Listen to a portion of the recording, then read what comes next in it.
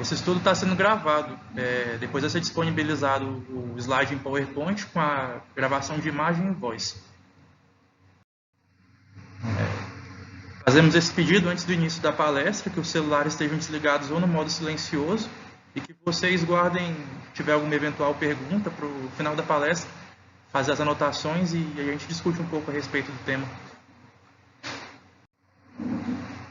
Essa palestra vai ser a respeito das vertentes de Umbanda, vai ser desenvolvido pela Ana Paula e por mim.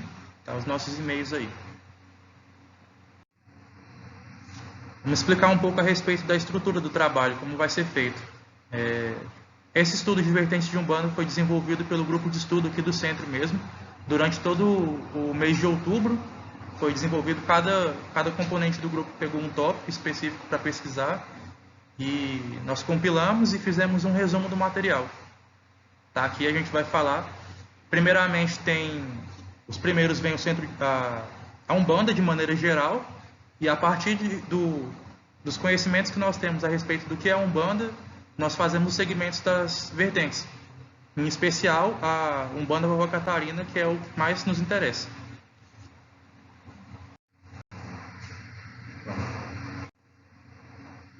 Vamos lá. Esses tópicos que estão aí no slide são os elementos de fundação da Umbanda mesmo. Qualquer outra vertente de Umbanda precisa seguir esses preceitos que estão nos tópicos, que dizem respeito à crença e conduta, ou seja, é uma religião monoteísta, que tem a imagem de Deus como único e onipresente. Há a crença nos orixás, e aí a partir de cada Umbanda, cada vertente de Umbanda vai se entender como o que é esse orixá, né? Esses orixás. Existência de guias ou entidades espirituais, imortalidade da alma, reencarnação, lei da causa e efeito, prática da mediunidade e gratuidade. Agora vamos falar a respeito da vertente que nós temos aqui. As influências. Primeiramente, o centro possui um sincretismo com a Umbanda tradicional, herdada de dois centros. Eu não vou lembrar o nome técnico agora dos dois, mas se eu não me engano é a Grécia e o centro de João, né? Uhum. Certo. O catolicismo com o embasamento religioso da Dona Glória e o espiritismo já codificado por Allan Kardec. As características, aqui entre os pontos que nós vamos saber que vocês não vão encontrar em nenhuma outra vertente de Umbanda, né? E somente aqui no centro nós temos esses preceitos. Roupas brancas, pés descalços, não há utilização de curimbo ou atabaque. Os pontos aqui, embora seja utilizado um aparelho de áudio para irradiar o som, ainda assim são pontos cantados, com palmas. Há utilização de cigarros e curiadores. Pouca hierarquia. Embora a Dona Glória se veja como um membro a mais, igual a nós, ela está na figura de mãe santo, né? E a partir dela viemos todos nós, independente de tempo de presença na casa, ser novato, ser veterano. Temos os trabalhos de mesa branca nas quintas-feiras, aqui variando entre desobsessão, psicografia e trabalhos de cura. E também... Oi? Sim, as palestras agora também, né? E não há cobrança pelas consultas ou trabalhos. Aqui temos as falanges de trabalho. Na esquerda de vocês vão estar os mais usuais dos dias de semana. São os caboclos, pretos velhos, crianças, exus, pombagiras, baianos e ciganos. Os demais vêm vez ou outra aqui no centro ou então em situações específicas, né? São os boiadeiros, a linha de malandros, marinheiros. As sereias vêm exclusivamente no trabalho das águas, que nós vamos falar um pouco mais a respeito adiante. Os médicos, em especial nos trabalhos de cura, e os mensageiros. Os mensageiros frequentam o centro nos trabalhos de psicografia, né? Em especial colocamos aí Augusto de Deus, Maria de Lourdes e Lúcio, os guias espirituais da casa. Aqui os orixás da casa. Essa divisão foi proposta, foi uma sugestão do Gabriel, desenvolvida em estudos prévios de palestra.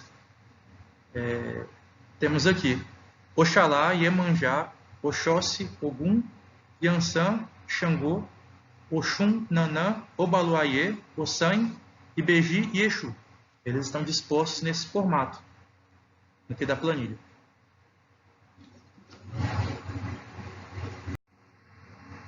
Como funciona o batismo e iniciação?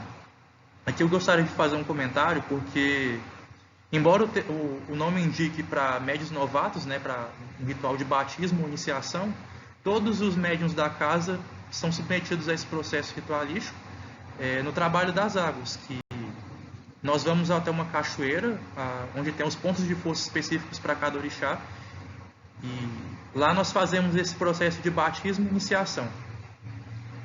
No trabalho das águas, lá se desenvolvem as giras de todas as linhas, todas as entidades passam ali. Esse ritual é desenvolvido através do amaci de limpeza, amaci de fortuna. Esse amaci vem da palavra amaciar mesmo. É um processo ritualístico em que tem por foco equilibrar as energias dos médiuns e reconectá-los com os seus guias espirituais, né, suas entidades de luz. E bater a cabeça 7 vezes na cachoeira. Ressaltando novamente, não só os médiuns novatos, como também os veteranos precisam passar por esse procedimento. Aqui vem os aspectos de teologia do Centro de Umbanda Vovó Catarina. Com relação à trindade espiritual, é a mesma visão que é exposta no catolicismo, ou seja, entendemos Jesus, Deus e Espírito Santo como uma trindade, né? Jesus também é como um Deus. Deus em 3 pessoas, né? Colocando aqui pessoas entre aspas, porque são seres divinos. Está acima de qualquer outra coisa. Qualquer outra tentativa de colocar algum outro elemento espiritual nesse patamar é visto como um falso ídolo. Então, eles são exclusivos, específicos, e não há outro também. Nós cultuamos santos e orixás, mas nada pode estar acima de Deus. Aqui é bem dividido o que é santo e o que é orixá. No próprio altar nós podemos identificar isso. A vibração de Jesus e Oxalá é a mesma, mas Oxalá não é Jesus. É apenas uma forma de explicar que 2 culturas podem ter encontrado o mesmo Deus, sob diferentes formas. A respeito do catolicismo, embora nós tenhamos um sincretismo religioso com o catolicismo, não é submetido todo e completamente até a doutrina católica aqui dentro. No que diz respeito a céu e inferno, o que ocorre depois da morte, assim como a prática da mediunidade, utilizamos a visão espírita. Não se utiliza hierarquias católicas ou limitações de sexo para sacerdotes, e nem reconhece a autoridade papal dentro da Umbanda. É livremente permitido que seus membros sejam católicos e umbandistas, se assim o quiserem. Se quiserem frequentar ou até mesmo dispor dessa mesma religião, não há problema aqui dentro do centro. A respeito do kardecismo, mantém uma base kardecista até certo ponto, mas não se submete à doutrina espírita, nem concorda 100% com o evangelho. Novamente, igual ao catolicismo, né? Nós temos esse sincretismo religioso, porém, o Centro de Umbanda Vovó Catarina tem suas características autênticas. Não concorda com a pouca evolução dos espíritos através da etnia. No kardecismo tem esse preconceito, né? Vem sido disseminado aos poucos, mas ainda existe preconceito a respeito de etnia, de ver espíritos de preto velho ou indígenas como pouco evoluídos. Aqui na casa nós não temos essa visão. Não se concorda com a visão de que Jesus é apenas um espírito entre vários, e também não se concorda que Jesus é responsável apenas pelo nosso planeta. A teologia a respeito dos cultos de nação, em específico do candomblé. Discorda-se de práticas que envolvem matança, cobrança de dinheiro, magia para o mal ou uso de entorpecentes em excesso, inclusive se for relacionado à utilização apenas de energia, né? Esses entorpecentes algumas entidades trabalham com eles, mas ainda assim são comedidos e inclusive são orientados que sejam utilizados cada vez menos. Aprecia-se sua cultura, embora desconheça sua essência profunda.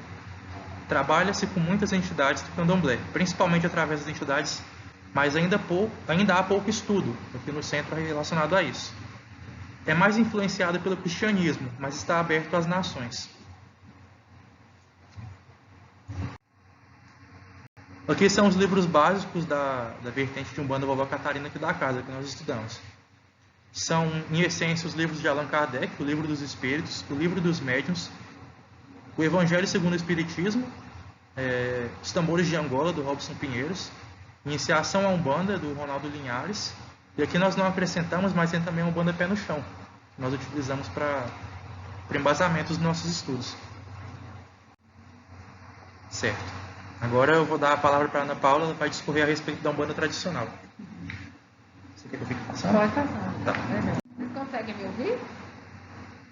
Só eu tiro. Tá bom? Aí eu não vejo lá. Só sem a máscara, fica melhor para eles ouvirem.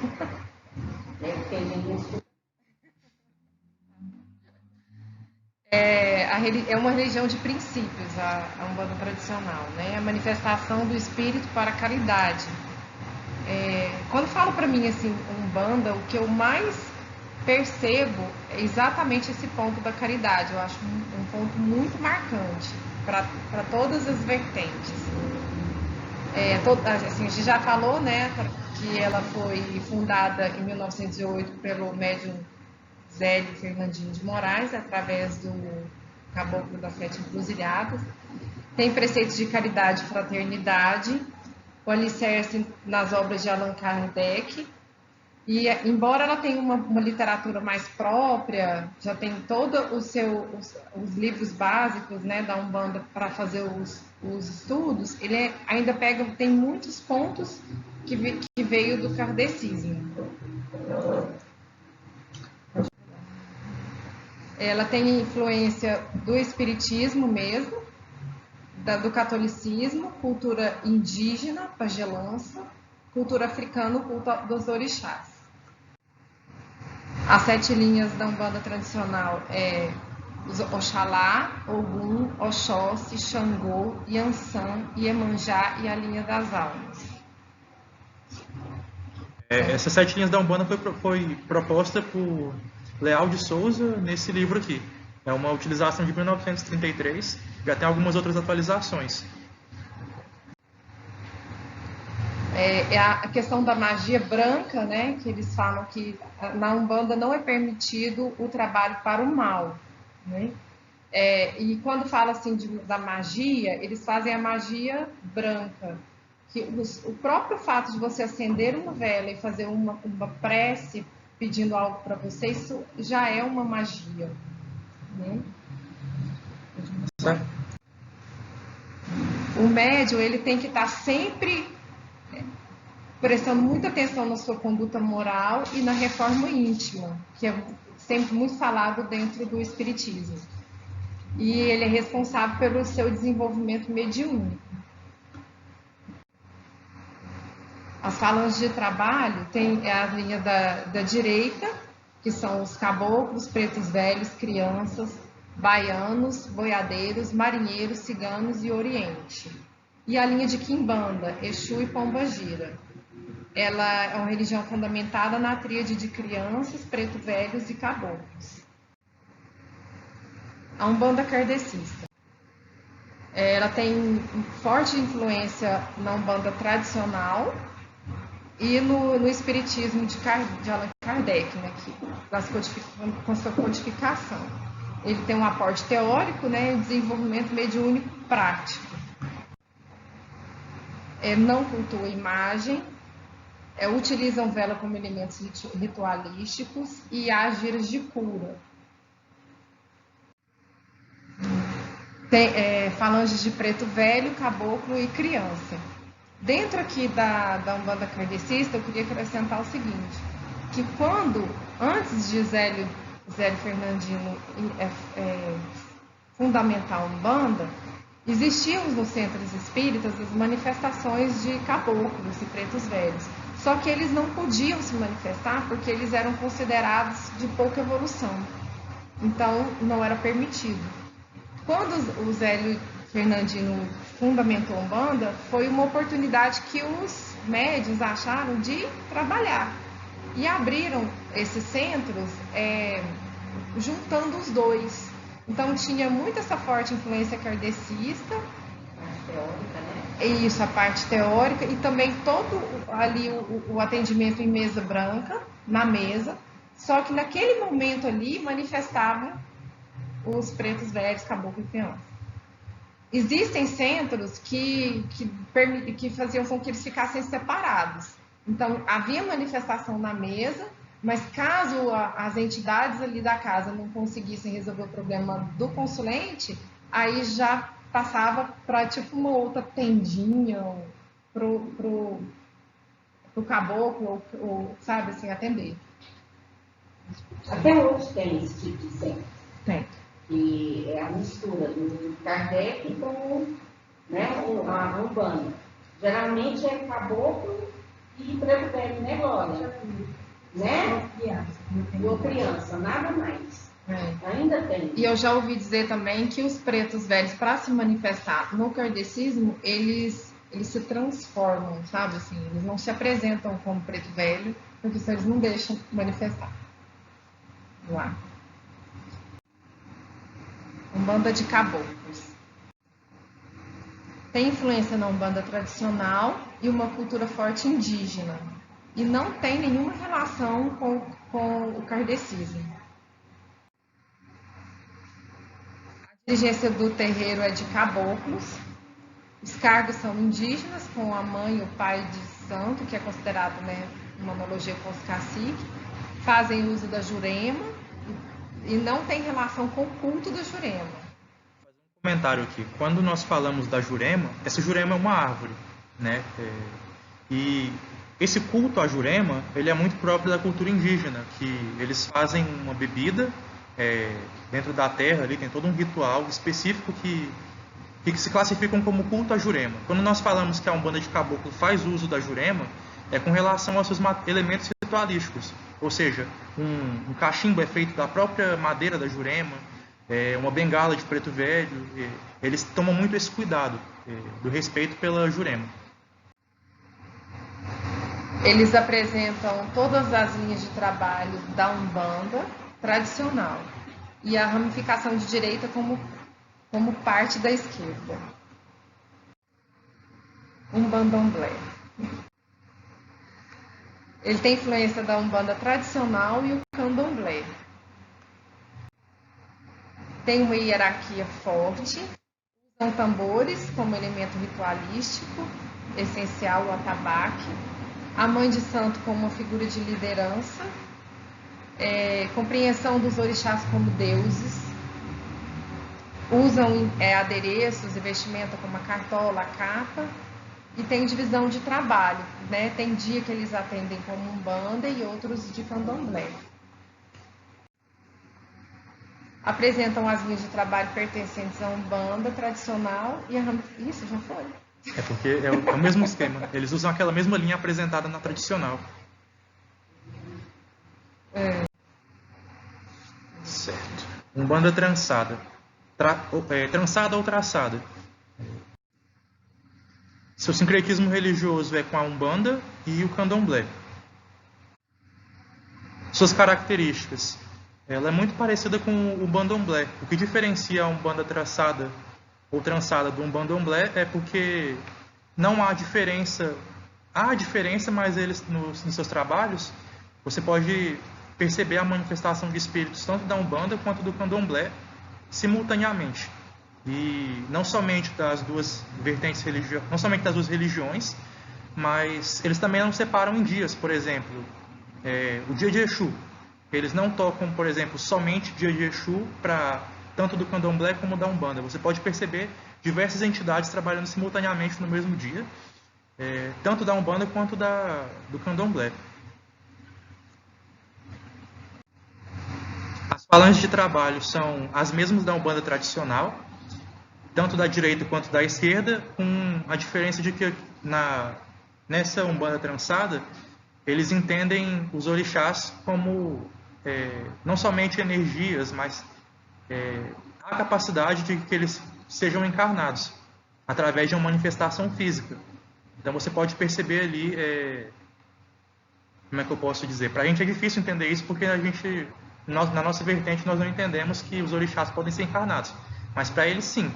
Você pode ter ali a presença de Xangô, de Oxóssi, assim por diante. Isso. Umbanda sagrada. Suas influências são da Umbanda Branca, aqui nós incluímos o kardecismo, a Umbanda tradicional também, e a Umbanda traçada. Aqui está o seu precursor, Rubens Saraceni, quem desenvolveu, né, o maior expoente da Umbanda Sagrada. Suas características: os médiuns homens trabalham com uma boina, também chamada de fila, e as mulheres com um pano de cabeça chamado de torso. Eles utilizam pontos cantados, vestimenta branca e pés descalços, muito parecido com o que nós utilizamos aqui. Lá eles usam o atabaque como material ritualístico e eles dão um valor significativo aos fatores energéticos, vibracionais e magnéticos. Eles valorizam muito isso, tanto que nas suas 7 linhas eles dividem em tronos, que nós iremos falar melhor mais à frente, mas sempre relacionando com atração, repulsa, mal e bem. E tem também o uso de elementos materiais para absorção fluídica, como ervas, cristais e bebida alcoólica. Novamente, esses elementos materiais são todos entendidos mais como energia e essência do que como objetos materiais em si. As falanges de trabalho da Umbanda tradicional, da Umbanda sagrada: caboclos, pretos velhos, marinheiros, ciganos, crianças e exus. As 7 linhas da Umbanda Sagrada. Eles dividem em tronos, na qual sempre tem um par de orixá cuidando de cada trono. Ou seja, nós temos 14 orixás responsáveis por 7 tronos, sendo eles trono da fé, Oxalá e Oialogunã, o trono do amor, Ogum e Oxumaré, trono do conhecimento, Oxóssi e Obá, trono da justiça, Xangô e Egunitá, trono da lei, Ogum e Ansã, trono da evolução, Obaluaê e Nanã, e trono da geração, Iemanjá e Omulu. Umbanda esotérica. A figura de seu maior expoente foi Woodrow Wilson da Mata e Silva. Ele fundou a Umbanda Esotérica em 1938. Ele também foi responsável pela fundação da primeira escola iniciática de Umbanda Esotérica. Naquela época, eles atendiam muitos leigos, funcionava basicamente como um pronto-socorro, até solidificar e tudo mais. E muitos pais de santos do Brasil iam lá depois da publicação dos livros, né?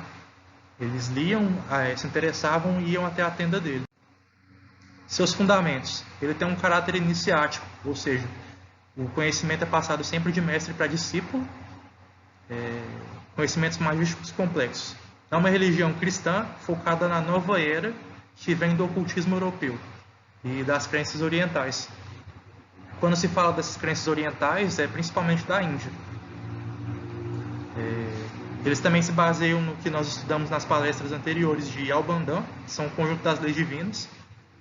Acredita-se que a Umbanda é o retorno da religião original criada pela raça vermelha, dos Atlantes, aquela cultura de Atlântida, né? Acredita-se em várias encarnações de Cristo na Terra para transmitir a palavra. Nos estudos que foram realizados, especifica até essa imagem de Jesus como um avatar, né? Que eles vinham em diversas culturas, em diversos povos, para se manifestar, passar o conhecimento da palavra divina para eles, dentro da sua linguagem, dentro da sua cultura. Não reconhecem outros cultos como a Jurema e Catimbó, e outras umbandas ou candomblés sem base teológica e métodos fundamentados. E são contra a visão de que a Umbanda é parte do espiritismo. Eles acreditam muito que a Umbanda tem sua essência própria e específica desvinculada ao espiritismo. Características: não se utiliza tabaco em seus trabalhos, usam pemba e pontos riscados, que são fluidos, lembram sânscrito. Essa pemba é um giz, é um material que lembra um giz. Utiliza ervas para defumação e banhos, utiliza otás. Esses otás, eles são pedras fetiche. Eu fui pensar na explicação da palavra fetiche, utilizada como, não com cunho sexual, mas sim com cunho de que é um material ao qual nós atribuímos um valor sagrado. Geralmente é retirado de um ponto de força de orixá. Possui um grau de iniciação sacerdotal de 1 a 7, sendo o 7º maior, em ordem crescente. Possuem pai de santo, sendo específico e exclusivo para homens, e possuem pai ou mãe menor, que vem aqui no segundo comando. Não há presença de imagens de orixás ou de santos católicos. Aqui vem as 7 linhas da Umbanda esotérica. Cada linha possui 7 legiões e cada legião possui 7 falanges, sendo separado em orixá e linha. O Orixalá representa a linha da paciência, Iemanjá representa a linha do respeito, Xangô a linha da sabedoria, Ogum a linha do altruísmo, Oxóssi linha da prudência, Iori ou crianças, linha do entendimento, e Orimá, os pretos velhos, a linha da castidade. As falanges de trabalho da Umbanda esotérica. Eles trabalham com a tríade, criança, preto velho e caboclo. Recebem à esquerda os Exus e Pombagiras, mas interpretam como entidades puras da Quimbanda, que não se misturam com as entidades da Umbanda. Eles apenas dão passagem, mas entendem que estão fora da religião. Dizem que Exus são menos evoluídos, que nunca encarnaram. Eles entendem os Exus como uma energia mais densa, mais obscura, pouco evoluída. Os Exus possuem uma hierarquia própria da Quimbanda, sendo disposta nesse formato, né? Exu Sete Encruzilhadas, Exu Pombagira, Exu Tiriri, Exu Giramundo, Exu Tranca-Ruas, Exu Marabô e Exu Pinga-Fogo. A Umbanda Iniciática. A Umbanda Iniciática foi fundada por Francisco Rivas Neto, esse senhor que aparece na imagem, e ela vem como uma evolução da Umbanda esotérica. Cabe aqui a interpretação de evolução, porque eles modificam um pouco a essência da Umbanda esotérica, né? Mas ainda assim é entendido como uma evolução da Umbanda esotérica. Nesse momento eles admitem mãe de santo, uma sacerdotisa mulher, e a explicação que eles utilizaram para poder aceitar isso é bem controversa, né? Para que ele pudesse aceitar uma mãe de santo como sacerdotisa, ele precisou se desfazer de toda a moral e costumes cristãos. Por isso que fica a critério de interpretação se é realmente uma evolução ou não, né? Ao mesmo tempo que eles abrangem novas personalidades para a figura de liderança maior no terreiro, para que ele pudesse aceitar isso, ele se desfez de toda a moral e costumes cristãos. Certo. Umbanda Molocô. Umbanda Molocô. Ela tem influência da religião africana, religiões ameríndias e no catolicismo. Quem fundou foi o Tancredo da Silva Pinto, Tata Tancredo. Tem características de cultuar orixás. Eu nem sei falar esse nome. Demitices, né? Esse outro também. Dudus. Pretos velhos e caboclos e outras divindades. Cantos em línguas africanas, livre performance das entidades, toque de atabaques e sacrifícios de preceito. Preservação do idioma Yorubá, GG e Bantu. GG e Bantu. Faz-se necessário o cumprimento das obrigações. Cada médium, quando ele inicia, ele tem umas obrigações a cumprir. Uso de tambores e cantos, de caráter obrigatório. E a Confederação Umbandista do Brasil, com a finalidade de restabelecer a tradição antiga em toda a sua força e pureza primitiva. Correspondência dos orixás: Exu, Ogum, Oxóssi, Odê, Oceã, Xangô, Yansan, Oxum, Logum, Iemanjá, Nanã. Oxumaré, Omolu, Ibeje, Irocô, Euá, Obá, Oxalá, Oxaguian e Oxulufã. Aquela passagem que foi comentada em verde nessa religião é para reforçar a ideia de um caráter mais primitivo. Eles valorizam muito essa ideia de resgate das culturas dos seus antepassados. Inclusive, eles trabalham muito com umas manifestações de caráter mais animalesco. Então, eles se distanciaram muito do que a Umbanda tradicional diz. E eles cultuam muito, eles têm o costume de matar animais, né? E que as outras vertentes não fazem isso. Mas é uma forma, assim, eles cuidam do animal e oferecem ele no dia de festa. E eles entendem como se a alma do animal fosse para os médiuns, né? O médico que está iniciando ou nas festas próprio deles. É como se fosse uma iniciação assim? eles usam o animal como se fosse para limpar a pessoa, né? Sim. Eles oferecem a alma do animal para limpar. Como se fosse um ritual de limpeza. Eu não consegui voltar ao slide que ele parou, mas foi até isso, né? São as fontes bibliográficas que nós utilizamos e aí abrimos o espaço para dúvidas, comentários, sugestões. Pois não? Juntando todas, Umbanda, Candomblé, mais, olhando para o ato